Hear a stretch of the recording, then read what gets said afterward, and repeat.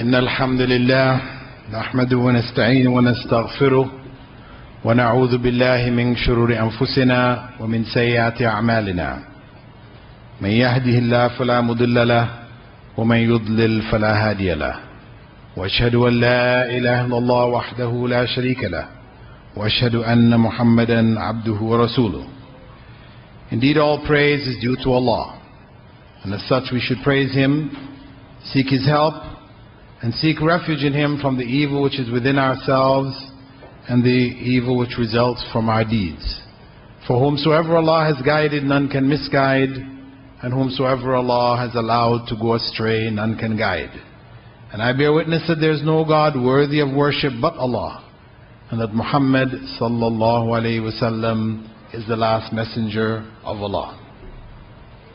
إن أصدق الحديث كتاب الله وخير هدي هدي محمد صلى الله عليه وسلم وشر الأمور محدثاتها وكل محدثة بدعة وكل بدعة ضلالة وكل ضلالة في النار. And indeed, the best form of speech is the Book of Allah, and the purest source of guidance is the guidance brought by Muhammad sallallahu alayhi wasallam.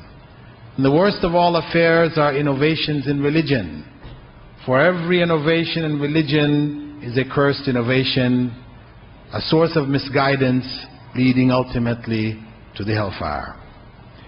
The topic of this evening, hijab, a religious symbol, a question which is raised due to the current state of politics in different parts of the world, not only in the West, where we have heard about it most recently, but actually within the Muslim world itself, in Turkey and Tunisia, where the wearing of the scarf, the headscarf, commonly called hijab, is forbidden in universities and other governmental institutions.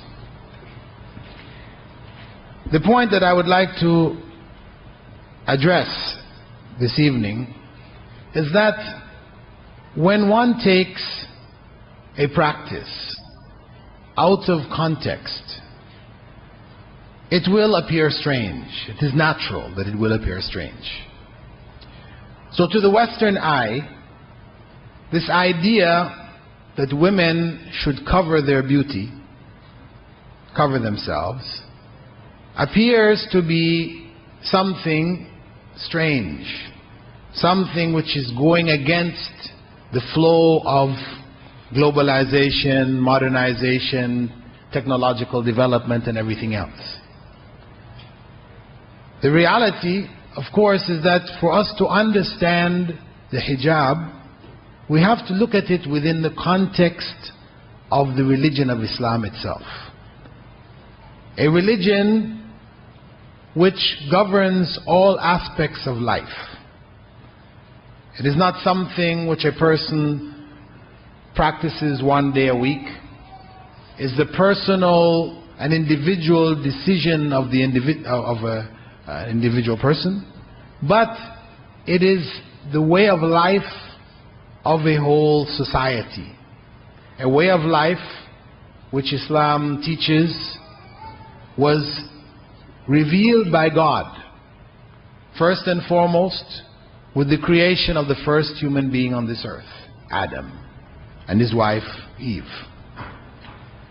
and all the subsequent prophets who arose amongst humankind, missioned by Allah, by God the Almighty, to convey to humankind a message from Himself as to how a human being, male or female, should live their lives.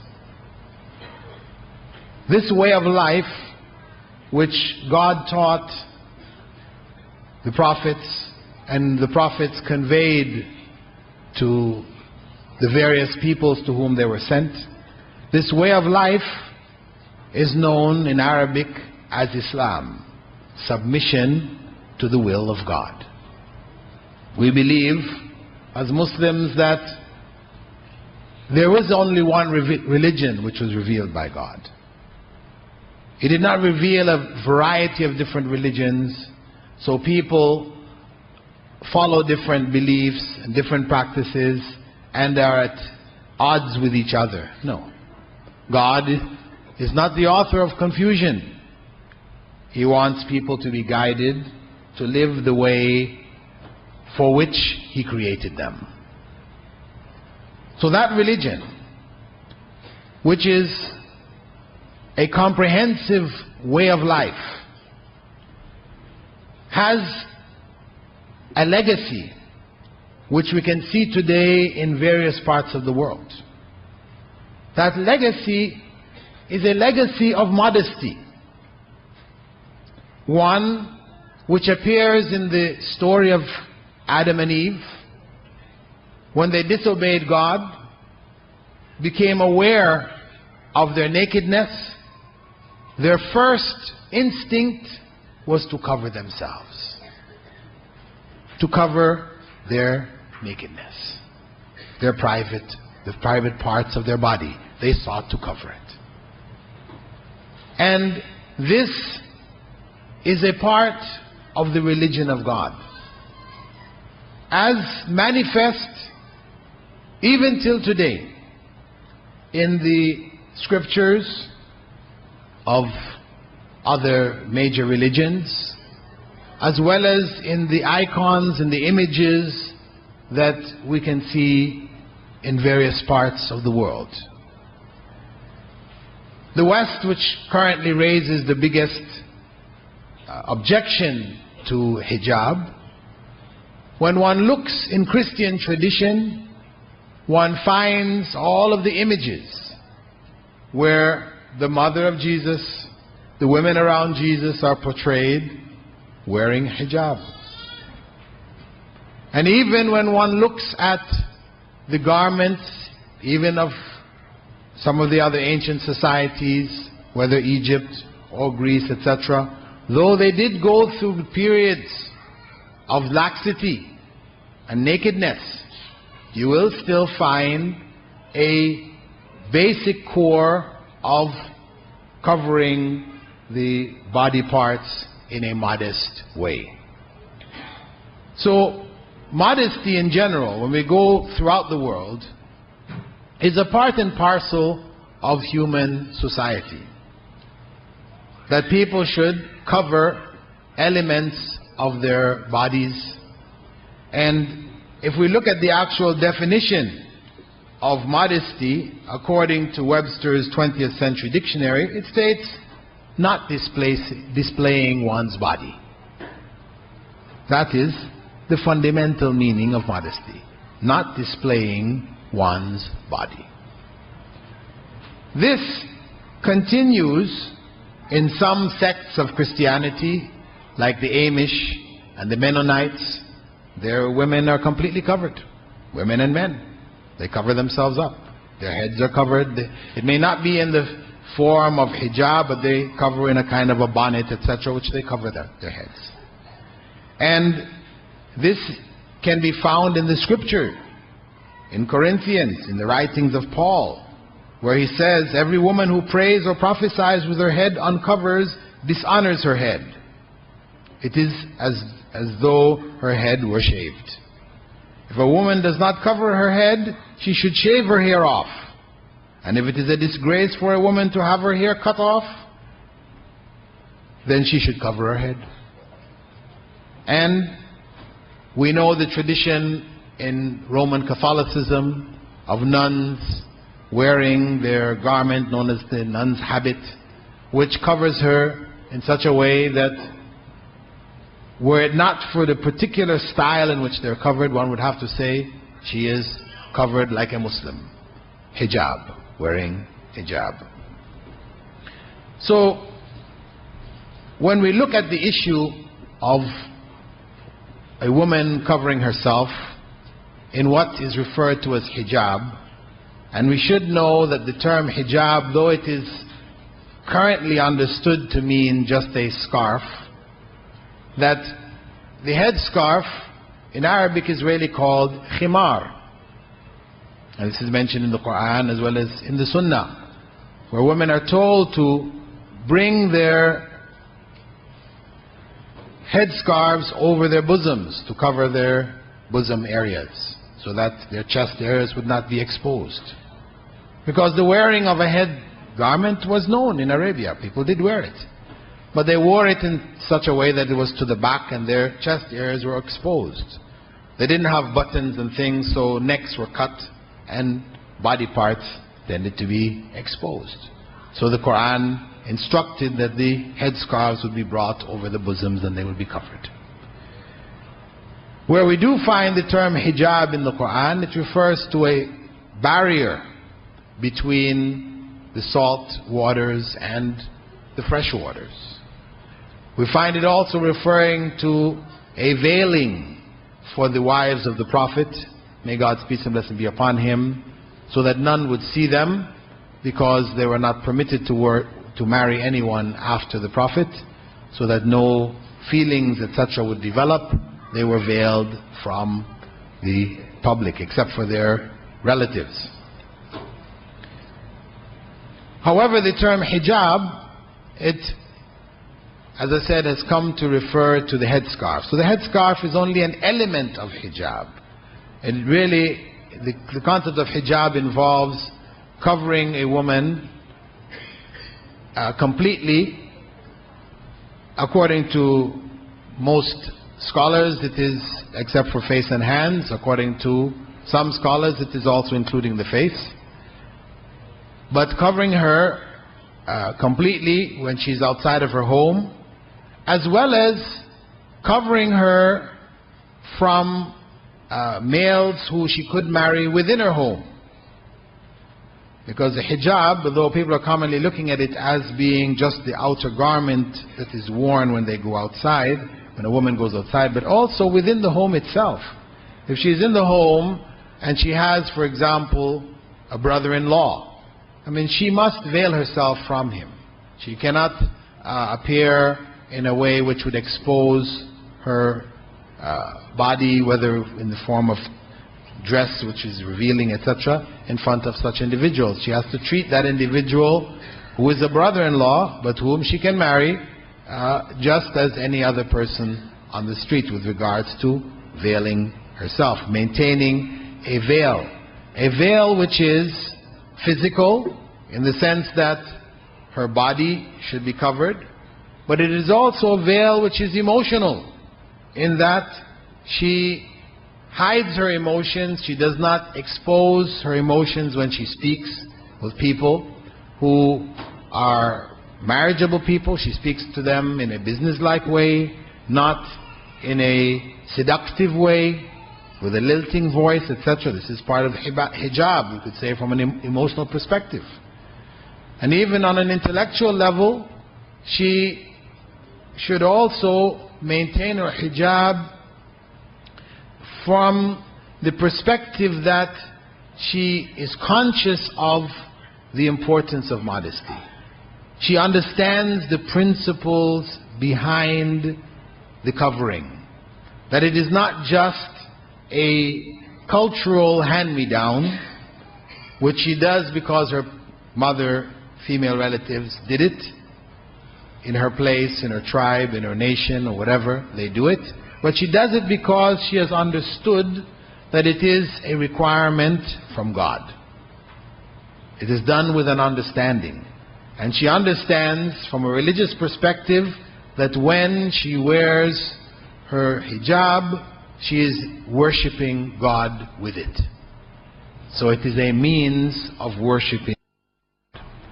So it is a very comprehensive hijab or veiling, not limited to the physical act of wearing a particular cloth. A cloth which, due to the exaggeration of secular Western societies, have turned this into an issue done by young girls which would shake a whole nation. young girls put on a scarf and go to school and the whole nation shakes. We have to ask ourselves why? Why should the nation shake when young Muslim girls wear this scarf? Because it's only for Muslim girls. Why does the issue of religious symbolism come into play? Where the state argues that excessive display of religion is not tolerated. So a Christian girl, if she wears a small cross, it's okay. But if she wears a big cross, which is 2 feet by 1 foot or something, then no, she's not allowed to wear it. But who wears crosses like that anyway? So for the Muslim woman or young girl, she puts a scarf on her head and immediately this is an excessive display of her religion. It is a symbol of religion. It has come to be associated with religion, and Islam in particular, because of the awakening which has taken place in the Muslim world in the last 50 to 25 years. In the era of colonization of the Muslim world, many women removed their veils. As men changed their dress to become acceptable to the colonial regime, women were also encouraged to change their dress so that they would also be acceptable to that colonial regime. But with the rise of Islam in the 20th century, the most obvious sign of its return was the woman wearing the veil, covering herself with a headscarf as well as covering her body, etc. So it became identified as a symbol of fundamentalism, fundamental Islam, extremism, when in fact it is basic to Islam. So basic that we have the clear statement, for example, in Surah Al-Ahzab, the 33rd chapter of the Quran, verse 59, يا أيها النبي قل لأزواجك وبناتك ونساء المؤمنين يدنين عليهن من جلابيبهن ذلك أدنى أن يعرفن ولا يؤذين. O Prophet, tell your wives, your daughters, and the women of the believers to cast their outer garments over their bodies. That is best in order that they be known and not be harmed. So there's a clear instruction in the Quran for women to wear these garments, to cover themselves. So when we talk about issues of symbolism, we cannot compare the hijab to a cross, which is a symbol. It's a symbol of Christianity. Or to a dove, which is a symbol of peace. These symbols represent something else. The cross is not Christianity. If a Christian wore a cross or he didn't wear a cross, it would not change the quality of his Christianity. If a person used the symbol of a dove or they didn't use it, that doesn't indicate whether they are a peaceful person or not. The dove is only a symbol of peace. It is not peace in and of itself. Whereas the hijab for a Muslim woman, this is ibadah. It is worship. It is an obligation which God has put on her. Allah Almighty has required her to cover herself. So when we talk about removing the veil or removing the hijab, it is not the same as a Christian woman removing her cross. No. It would more be equivalent, as some people said, to asking a Christian woman, a practicing modest Christian woman, to remove her blouse. That is what removing hijab for a practicing Muslim woman is like. As a modest practicing Christian woman would be shocked if you suggested to her to take her blouse off. I mean, there are elements in this society Western society in particular, that don't have any problem about taking their blouses off. So we have that. But the modest, practicing Christian woman who feels that sense of modesty and chastity, etc., she would feel shy to expose herself in that way. Similarly, asking a Muslim woman to take off her hijab creates the same or similar effect. This is the equivalency that we should make. Don't equate it. Let us not equate it to taking off a cross or a Star of David or a yarmulke, cap worn by the Jews. You know, it is a part and parcel of the religion itself. Now, as I mentioned, even though we accept that it is part and parcel of the religion, it is there for a reason, and it is important for us to understand that reason. Those of us in the audience who are not Muslims, this is not to say one must accept this understanding.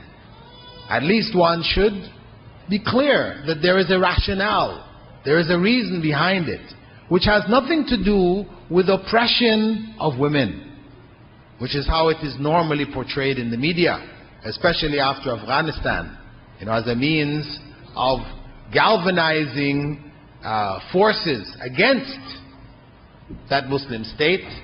The woman covered in the burqa became the symbol of oppression of Muslim women who needed to be liberated.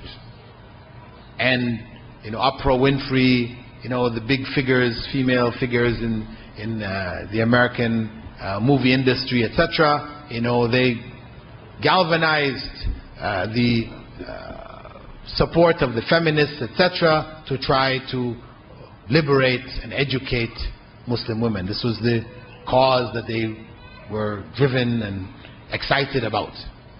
Reality, of course, is that after the removal of the Taliban, traveling in Afghanistan, after they have been quote-unquote liberated, still the vast majority, 99% of Afghan women still wear the burqa. The reality is that they were wearing it before, and they would continue to wear it because it was a part of their tradition. They know it is connected with the religion, etc., etc. So the issue of the veil, the covering of the Muslim woman, should not be looked at as an imposition. Yes, it may be there legally in the Sudan, in Saudi Arabia, in Iran, some Muslim countries.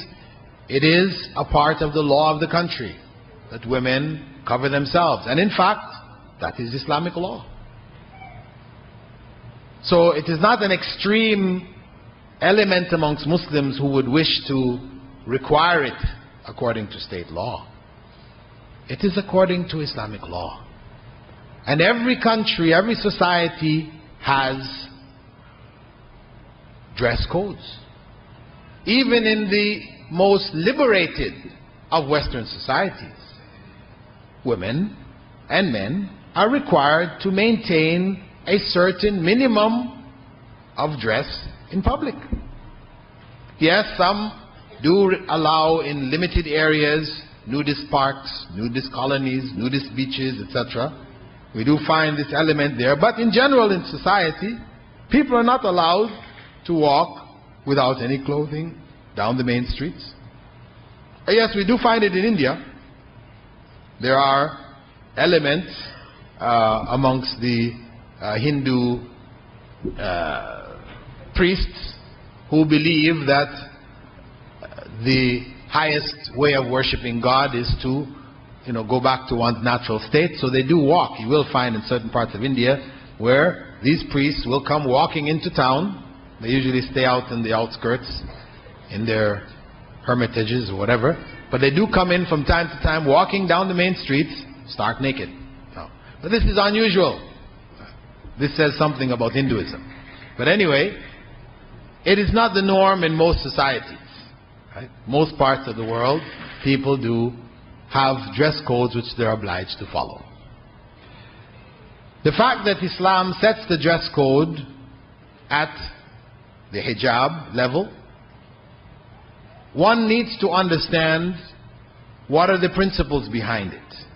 If it is not oppression, if Muslim women are not obliged to do this, and we should keep in mind the fact that Islam is the fastest growing religion in America, in Britain, in France, in Germany, etc. And in America in particular, where they have estimated the numbers of people converting to Islam at close to 400 people per day. 3/4 of them, meaning 3 out of every 4, are women. We're talking about American women who have grown up with a liberal view with regards to clothing oneself, choosing to cover themselves.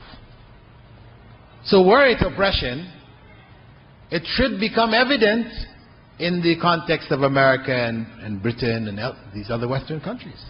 But in fact, what we find is the opposite. Women, when you read the writings of women from the West who have chosen to cover themselves, you will hear them using the term liberation. That it liberates them from the oppression of fashion. The fashion industry, which oppresses the woman to the degree that she has to spend so much of her time, fixing this and fixing that, and pressing this and pressing that, and sewing this and buying this and wearing that, and it frees her. She can leave her home if she wished, having just gotten up out of bed and walk out. Nobody knows any difference. She's not obliged to comb her hair in such a way and this and that and goes, no. It liberates her. So, when we go and look within the context of the Quranic verse which I mentioned itself, we find in it the reasons which God has prescribed for women to cover themselves. He said there, يُدْنِينَ عَلَيْهِنَّ مِنْ جَلَابِبِهِنَّ ذَلِكَ أَدْنَى أَنْ يُعْرَفْنَ وَلَا يُؤْذَيْنَ. Let them cast their outer garments over themselves. That is best in order that they be known and not be harmed. That they be known and not be harmed. 2 principles. That they be known. Known. That the hijab is a costume or a uniform which identifies them. As in every society, there are costumes and uniforms which identify people. The policeman wears a particular costume, so you know this is the policeman. The doctor wears a particular costume, you know he's a doctor. You go into the hospital, you don't go to the orderly or somebody who's cleaning the place and ask him to do a heart operation for yourself. No, he's not wearing that long white coat, you don't ask him for those kind of things. Similarly, the construction worker, he's required to wear a certain kind of helmet, certain kind of boots, etc., etc. Why? That he be protected from harm. That he not be harmed by falling bricks or whatever.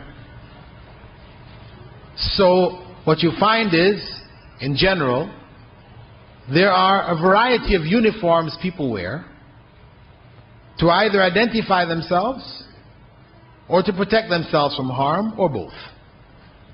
So, the dress of the Muslim woman is first and foremost, as we said, one of her ways of worshipping God. It is ibadah, it is worship first and foremost. That's why she needs to know why she's doing it, and she needs to do it according to how it is prescribed, not just how she feels. So it becomes ibadah, or worship of God. That she be known. She be known as what? Because some people mistakenly think that when a woman wears her hijab, it's that she not be known. And this is why, unfortunately, many Muslims, or a number of Muslims coming from this part of the world, will go to the West and transform themselves. It's a phenomenon which I observed when I was first in Saudi Arabia studying. When I would fly home on the plane, women, when they first got on the plane, they would be wearing the complete garments. Then when the halfway through the flight, transformation starts. By the time the pilot announces we'll be landing in New York in so many, you can't see any more of those garments anymore. People walk off the plane, you know, looking like Western women in Western dress. And similarly, the opposite, getting on a plane filled with a whole bunch of Westerners, but by the time they announce we'll be landing in Jeddah or we'll be landing in Riyadh, all of a sudden we see all these garments worn again and people get off the plane completely covered. Right? The philosophy of those who do this is that, as it was explained to me, if we wear the hijab in America or Canada, then people are going to stare at us. Men are going to stare at us. And the idea behind hijab is that people don't stare at us, to hide ourselves. So if we're in Saudi Arabia and we didn't wear this, then people would stare at us. But when we wear it, nobody stares at us. But it's the opposite when we go to America and to Canada, to Britain. When we wear it, people stare at us. When we dress like them, nobody stares at us. This is what they say. But Allah explains in the Quran that this garment is that they be known. Not that they be unknown. That they be known. In what sense? That they be known in the same way that a nun in that society is known. Because nuns wearing their full garment are not commonly seen walking the streets. If one comes walking down the street or gets on a bus, the men will stare at her. They will all turn and look at her. Watch her as she walks. Similarly, if a woman in the summer comes out wearing the scantiest of clothing, they will also look at her. You know, gets on the bus, they will look at her walking down the street. But now we have to ask ourselves, are these looks the same? No. One look has one meaning, the other look has another meaning. When they look at the nun, they are looking out of curiosity. Strange, she's all covered up. But they don't have behind it any kind of desire. They know that this person is unapproachable. This is a holy person. And truly, when I first came into Islam in Toronto, and my wife started to wear hijab, covering herself with a scarf, when we used to get on the bus, people used to jump out of their seats and offer her a seat.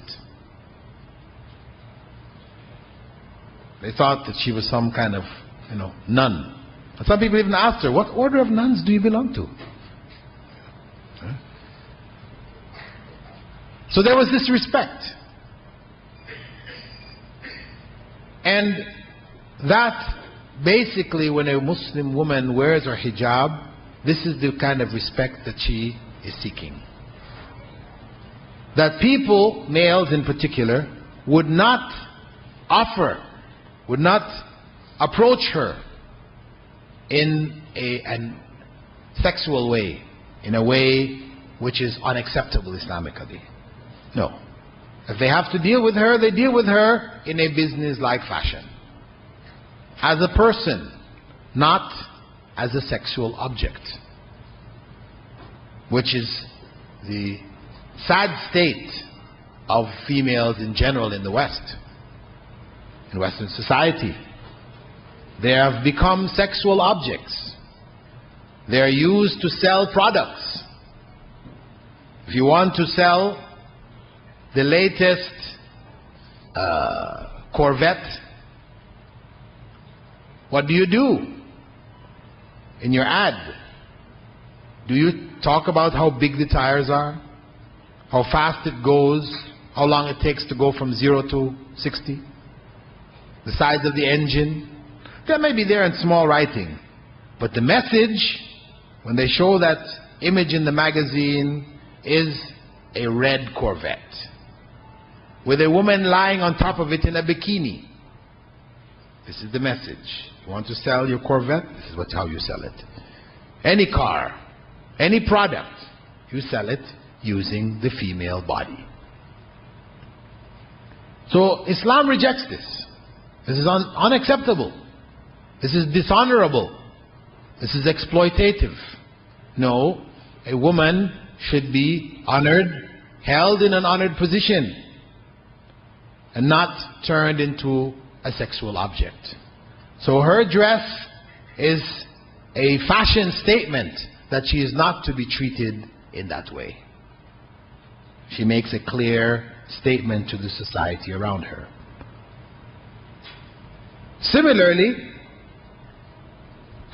this dress is to protect her from harm, as Allah said, as God said in the Quran, وَلَا يُؤْذَيْنَ, that they not be harmed. The harm refers to what happens to women in a society in which they are not veiled. Women, when they come in contact with men. And of course, the blame lies on the men, primarily, because all of the harm, or 90% of the harm, is males harming females. Whether it's in the military, how many staff sergeants are now being charged for raping their female soldiers under their command? You know, large numbers of decorated heroes, war heroes, charged with rape in the military, the Air Force, the Navy, in the medical profession. How many doctors are being charged for abusing their position with female patients? Whatever profession one goes into, where males and females are mixing, women are writing books about the harassment of women on the job. Harassment which is not abating. Harassment in a society where people have ready access to sexual gratification. There's so many products, clubs, a variety of other means that people have, yet women are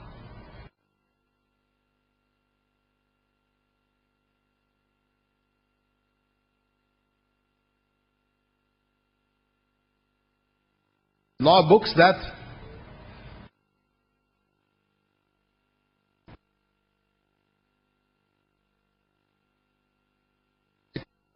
very severe punishment. Philippines has taken up that law. India is considering it. Other countries, women are feminists are talking about it. Kill these men. But can we really apply such a severe law without a balance from the side of the women, that they are also required to cover their charms? It's not fair to just kill a man who steps out of line and the woman is free to expose herself. She might say, well, listen, when I wear my miniskirt, right, my halter top or whatever, I am not inviting men. This is not my intention. My intention is just to look nice. This is the style and this is what is considered to be nice, and that's how I want to look. But this is not the point. The consequence is that men are attracted in this way. Common sense tells us that we should avoid this kind of clothing to minimize the abuse, the harassment which is taking place in the society. This is common sense. For example, in Canada, some years back, maybe about 5 years ago, women argued for the right in summer to walk the street topless. Since in summer men commonly will wear shorts and go walking down the main streets topless, right? They call it bare-chested. They said women should have the right to do that, because if a woman did it, she would be arrested for lewd conduct. They say, why? Why should we be arrested for lewd conduct when the men are able to do this? Men and women are equal. No, that's what we said in the Constitution, they're equal, so we should have the right. They argued and won. In Ontario, Toronto and the rest of Ontario, it is permissible for a woman, in summer, because this is when they would do it, to walk down the main streets topless. However, since that law was passed 5 years ago, there is no record of a single woman doing it. Why? Common sense tells them that if they did it in public, going down the main street, they would suffer. They would suffer. So they choose not to do it. That's common sense telling them. So similarly, when we talk about dress, we should keep this in mind, that women should be required to cover themselves, and at the same time we should have strong laws dealing with those who are involved in rape, who would harm women in this way. And there's an article I have here, which is from USA Today, called Men, Women and Sex, We Need Your Help. Darren Snyder, a reporter for USA Today, non-Muslim, he's writing, he says, do your skirts have to be so short? Do your jeans have to be so tight? Can't your clothing be less provocative? He's a non-Muslim writer. And he goes into discussing the need on the part of women who complain about harassment of men, that they should also dress themselves in a more modest way. And he actually states in here, he says, talking about the men first, and he puts the blame, he says, yes, it's men's fault. He says that that's the men's fault. But he says, it's a difficult dilemma for women. Many men have one-track minds. Even if women wore bed sheets and drapes, some men would still be able to indulge in whatever visions tickle their fantasies. But if you dressed, say, in long flowing, loose-fitting garments, like some traditional Muslim women, you don't have to cover your face in my book, he said, this is him.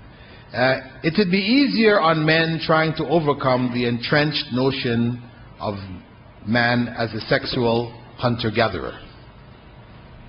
He said, men need your help. Our spirit is willing, but our flesh is weak. This is a non-Muslim writing on this matter. This is reality. So when we look at the rates of rape, for example, in North American society, where if we just look at 3 years, 1994, 1995, 1996. In 1994, you had 251,560 rapes and sexual assaults. In 1995, you had 354,670. In 1996, you had 432,000, sorry, what figures am I using here? First one was 251,560 in 94, 354,670 in 95, and 432,330 in 96. We're jumping almost by 100,000 every year. This is a trend which you can extrapolate backwards to the turn of the century, so that the graph appears to be going down. It's rising as we go forward into the 2000 and 2001, 2002.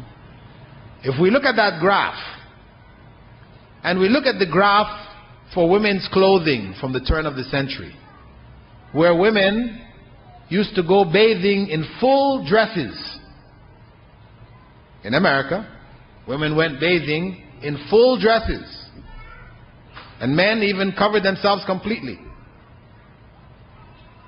Till today, where people go bathing virtually naked, wearing bits and pieces of clothing. They call it bikinis and a variety of other things, but in fact they're virtually naked.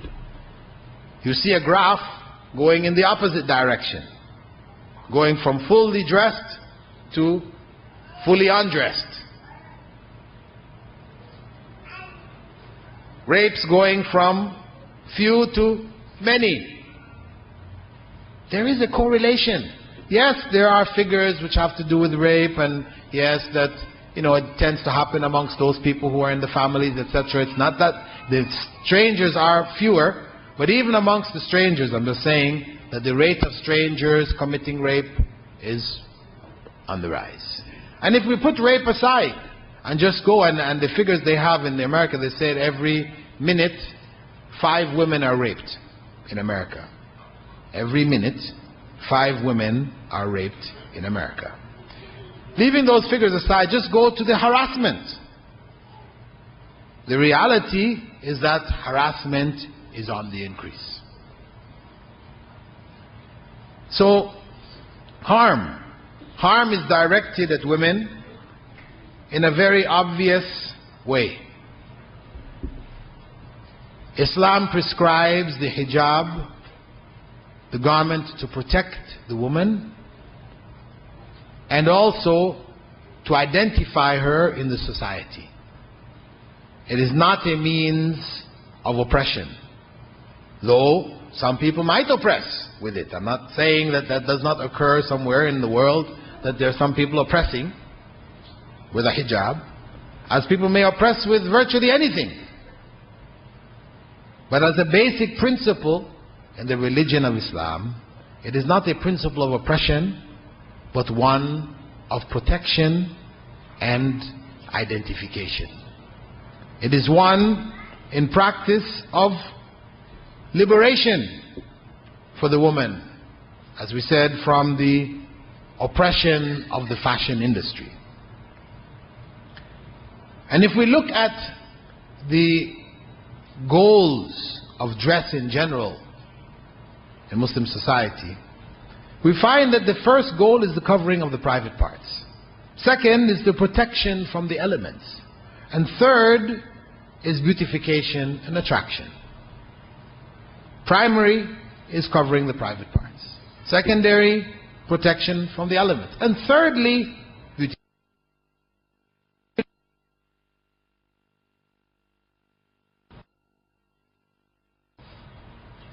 That global culture which is coming on MTV and all the other sources, we can see that the primary purpose of clothing is beautification and attraction. Beautification and attraction. And after that it is protection from the elements. And last, it is covering the privates. It's the total opposite. This is why you will find in the dead of winter in Chicago, where the cold wind known as the hawk,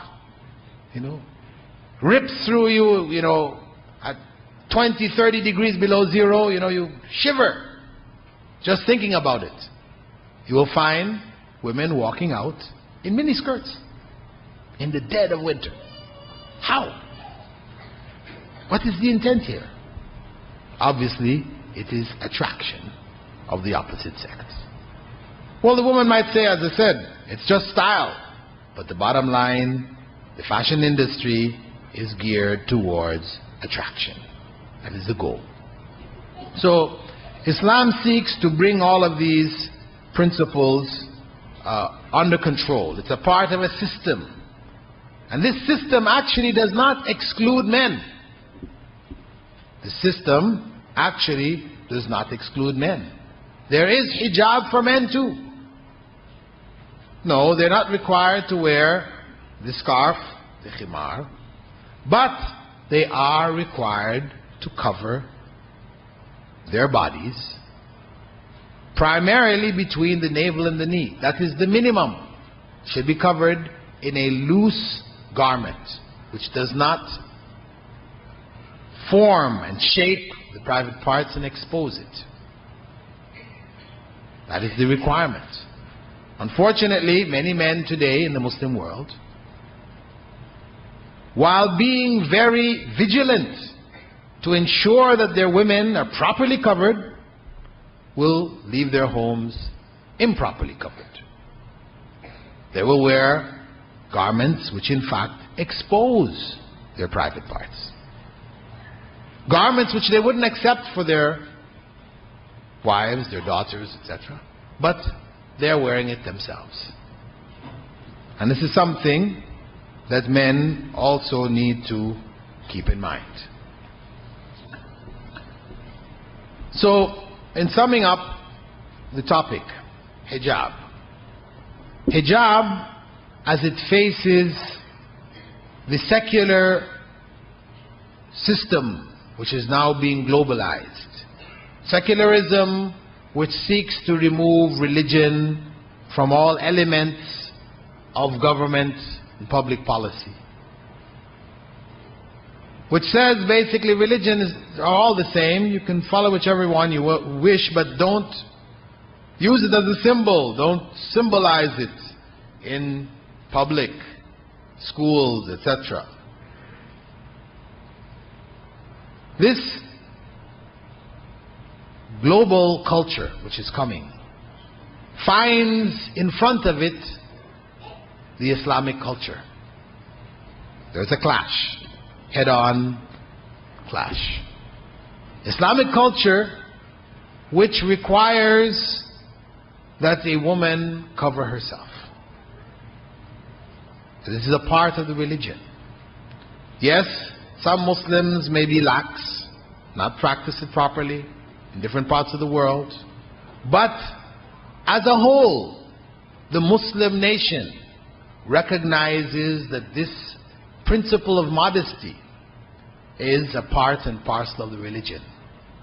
So it will stand in opposition to the culture which calls to nudity, calls to liberalizing and liberation, exposure which is transformed or manifest in the exposure of the bodies of males and females, and in particular in the case of females. So there is a clash happening. That clash does not have to be if that global culture accepts cultural differences. It accepts the right of people to practice their religion as it has been prescribed. Then there is no need for the clash. They accept the principle of hijab within the context of Islam, within the context of a system which promotes modesty, encourages, prescribes modesty. That this is the right of that system and those involved in the system to practice this. So if those who are currently raising such a clamor against the hijab were to wake up to the realities and accept it and embrace it as a part of the cultural diversity of human beings, then there is no problem. In fact, those countries that see schoolgirls wearing a scarf, Muslim schoolgirls wearing a scarf, as a challenge to the system. They want them to conform. They want them to be absorbed by the culture, the home culture. That is their goal. In fact, banning the headscarf will not achieve that goal. It will actually defeat it. Because many Muslim families will choose instead to take their children out of schools, these state schools, and put them into Muslim schools. where their values will be reinforced, and where, as the society sees it, fundamentalism will thrive. So actually, they are shooting themselves in their feet. The goal that they intend will not be achieved by the methods that they are applying. So hijab, though it is a symbol of an awakening to Islam, it is among the practices of Muslims. It is not a religious symbol in and of itself. It has symbolic value, but it is not a religious symbol in and of itself. It is an act of worship. It is a religious obligation. And as such, Muslims as well as non-Muslims need to understand it in this context. And having understood it, then the problems which we are facing today in the Muslim world as well as the non-Muslim world, though most of the problems seem to be in the non-Muslim world, these can be resolved quite easily. Because Islam is not confrontational. It is not a violent religion. It doesn't seek to impose its way on people. It is a religion which thrives in peace, in times of peace. It spreads most rapidly when there aren't tensions, when there aren't conflicts. When we consider the spread of Islam to Indonesia, 200 million Muslims, not a single Muslim soldier set foot. The largest Muslim country became a Muslim country from trade, merely from the trade of Muslim traders leaving western, southeastern Arabia, Oman, Yemen, traveling there and trading. So, in summary, Islam is a complete way of life. The hijab is a part and parcel of that way of life. It is not imposed and it is not oppression. It is a means of worship for females. They worship God by wearing it. And it is also practically in the society a means of identifying themselves and a means of protecting themselves from harm. It also protects the society from the harm which comes from exposure. So it protects themselves and it protects the society as a whole. The hijab is not only a physical garment worn, but it is also a state of mind, a state of emotion, where a person, a female, wears that garb to worship God and maintains all of the requirements of that garb in all of their dealings in the society, whether outside their homes or within their homes. Whether among males or even among females, there are requirements in dress. Though it may be relaxed amongst females, it is not relaxed to zero. There are still requirements of Muslim females, even in the presence of other Muslim females. Similarly, hijab is not restricted to females. It is also a part and parcel of male dress. There are requirements, hijab requirements of modesty, of covering, of maintaining an even keel in the society with regards to sexuality, sensuality, that it is kept under control.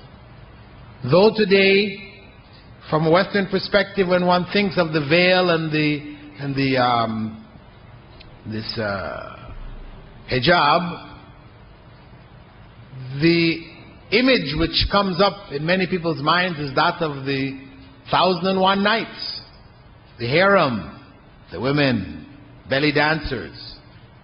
This is some of the images which people conjure up. Of course, these are stories, entertainment, novels, fiction. Yes, there may be elements of truth in them, but the whole truth is that the veil, the hijab, is an element or an instrument of worship in Islam, and not one of heightened sensuality. It in fact lowers it in the society, and this is the purpose for which Islam prescribed it.